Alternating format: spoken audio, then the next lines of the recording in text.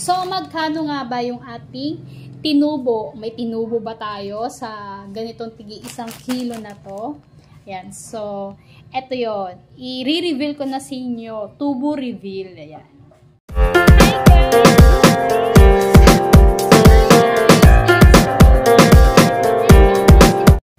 Hi mga happy katindera! So, ngayon is mag-unboxing tayo nitong laman na to na isa sa pinakamabenta sa aking tindahan. Ayan. Kahit tig-piso-piso yan, pero mabilis siyang maubos. So, ito unboxing natin. In-order ko siya from Shopee. Worth 1,000... Ano nga ba to? Nasa 1,000 to eh. Medyo mabigat siya. Hindi pala medyo taga mabigat. Ayan. Worth... Nakikita ba dito? Wala. Basta nasa 1,400 plus. Ganun. Okay. So, unbox natin to. Kasi yung mga ganitong items, guys, is medyo matataas na. So, kung dati-dati may mga nagde-deliver sa akin nito, yung nagde-deliver sa akin ng tinapay, siya rin nagde-deliver sa akin ng mga gamis. Pero ngayon, ewan ko kung bakit hindi na siya nagde-deliver sa akin ng mga gamis. Eh, yun ang mga hinahanap ng mga bata sa akin. At mabilis talaga siyang maubos sa akin, guys. Ayan. Kaya, umorder na ako kay Shopee para sa ganun naman, hindi masayang yung ating pagbabantay, di ba? At least nakakaubos tayo sa isang araw ng isang tab, di ba? Lalo na ngayon, magpapasko na!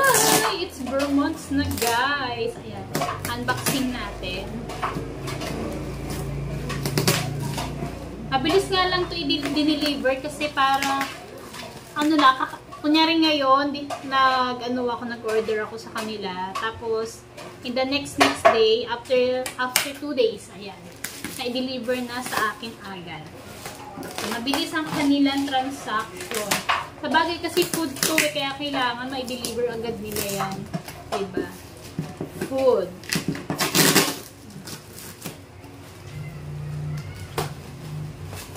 Ay, pag ganun pala to. Bigat na.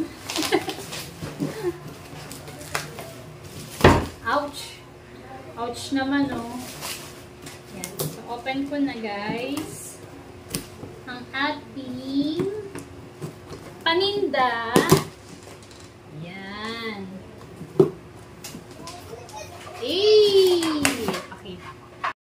Ayan. So, naka-open na siya. All gummies. Gummies.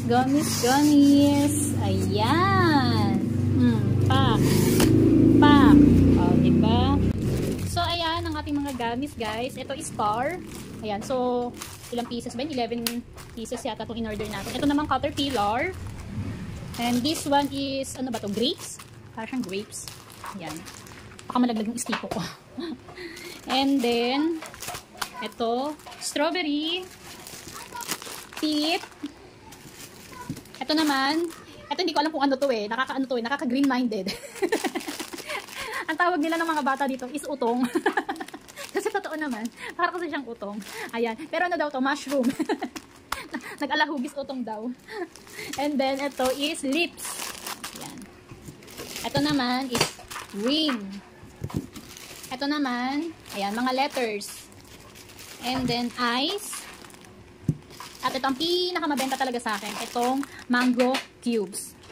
Sensya na may maingay doon sa kusina. Pag daw pakita. Ayan, nagluluto si Habi. Ayan.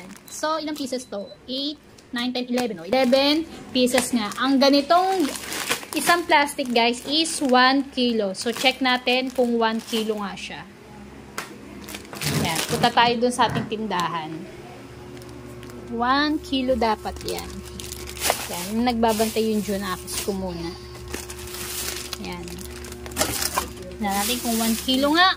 O, diba? 1 kilo nga naman. Walang daya ang kanilang kiluhan. Diba? Ayan. Ang ating mga dagdag paninda. Ayan, medyo maliwanag lang, no? Tinaas ko kasi yung ating, ang tawag yan, blinds. Ayan. So, ito yung laman ng ating box. Na worth 1,400 plus yan. Iba-iba ang price niyan, guys. Asan ba yung, papel?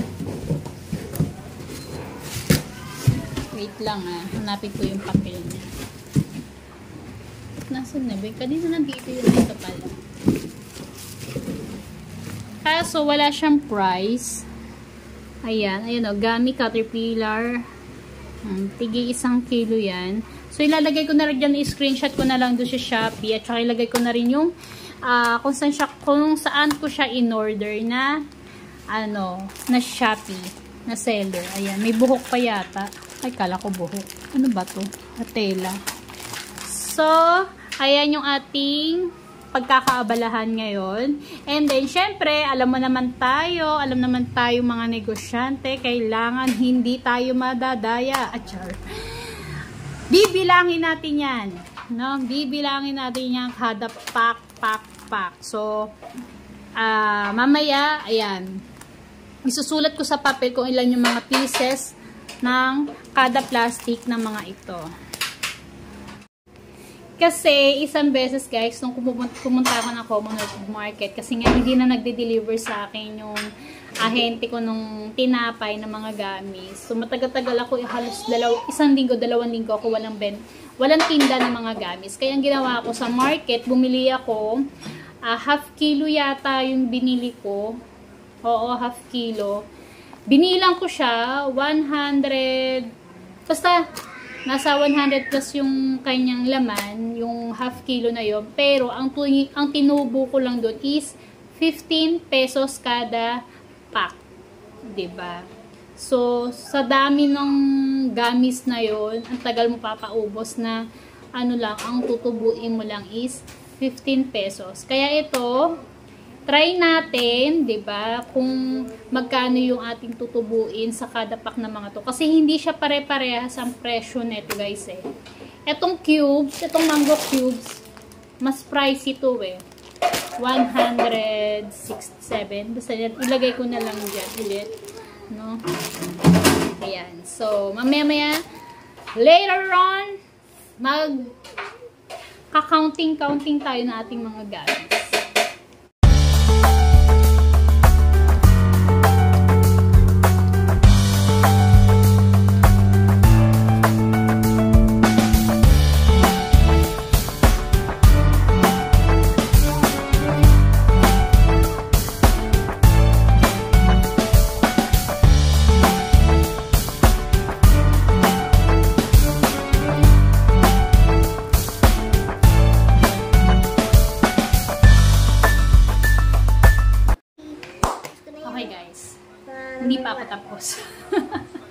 Hindi pa ako tapos magbilang. So, nakakaano pa lang tayo, 4. Ayan. So, yung iba, yung mga nabilang ko na, may nailagay na ako sa ating mga Tupperware. Sa ating mga Tupperware. Ayan. Pagod na ako. Ang sakit sa bato, nakaganon ka. So, meron pa tayong 6 na bibilangin. Ayan. So, nakalagay yan. Nire-record ko siya, guys. So, mamaya papakita ko sa inyo. No? Walang labis, walang kulang yan. So, nagpapahinga lang ako. Ang sakit sa bato. Ang magbilang. So, ayan. Abangan nyo kung magkano yung ating tutubuin. Kung meron ba tinubo tayo. So, ayan guys. After another day, yan, natapos natin bilangin yung ating mga gamis. Hindi ko kinaya ng 1 araw lang. Nanakit kasi yung aking bato. Kaya, eto, next day, eto, natapos na rin natin yung ating pagbibilang ng mga gamis. Ayan, ginusto ko to.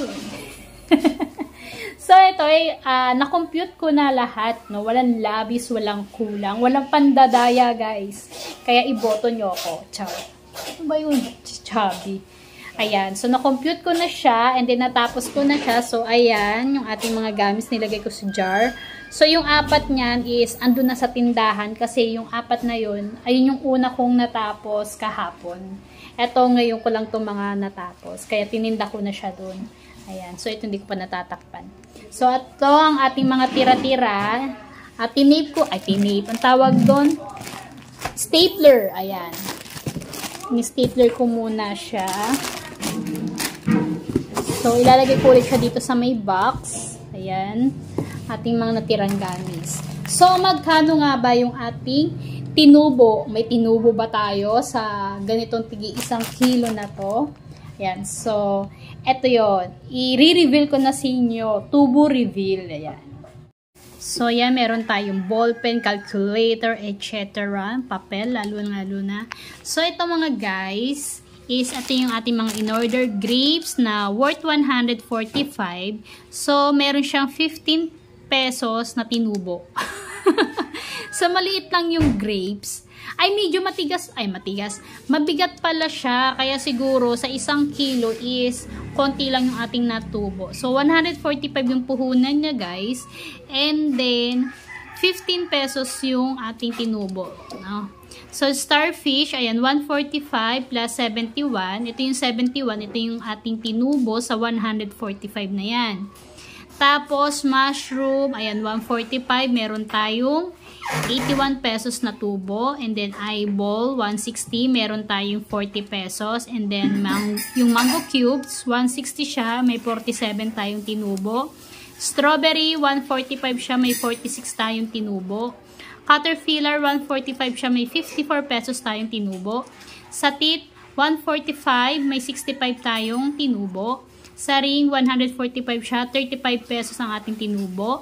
Lips, 145 siya, 48 pesos ang ating tinubo. And then yung mga letters is 145 siya, 26 ang ating tinubo. So, ang total ng lahat ng to, yung mga in-order natin is 1,625 plus 110 yung shipping fee dahil medyo mabigat to at mabigat nga talaga. Kaya ang total na order natin is 1,735. So, itong 528 na to, ito yung inad ko, total nung lahat ng mga ating tinubo. So, 525. So, itong 2,153, 1,625 plus 528, yan, 2,153 po lahat. No? Minus yung ating order total na 1,735. So, meron pa rin tayong tinubo na 418 pesos. So, hindi na rin masama. So, ang plastic lang naman nito, yung maliliit, magkano lang naman yun? 7 pesos, 100 pieces na. No, yung iba niya kinakamay na nga lang, ayaw ng plastic. So, ayan, meron tayong tinubo na 418 pesos. Ayan. So, ang ating pagbibilang ay hindi kinaya ng 1 araw lang kasi tayo nagtitinda. Alangan namang doon ako magbilang sa tindahan. Medyo magugulo tayo doon. Magugulo ang ating mundo. Kaya ayan, habang may nagtitinda doon sa aking tindahan, andun yung Junakis ko. Ayan.